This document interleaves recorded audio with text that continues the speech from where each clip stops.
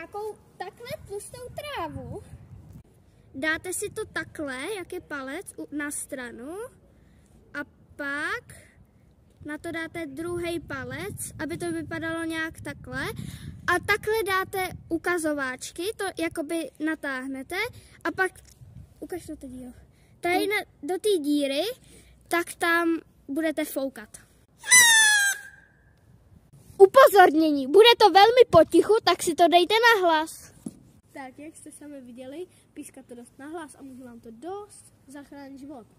Například jste v lese, ztratíte se a někdo vás hledá, rodina, příbuzný, kdokoliv. A nemůžu vás najít a vy jenom slyšíte, jak křičí, jste třeba něčím obklíčený, nemůžete se dostat ven. Máte poblíž sebe trávu, tak jak jste v předešlých scénkách viděli, tak můžete zapískat. A tím, jak budete pískat, vás můžu najít a tím vám zachránit život.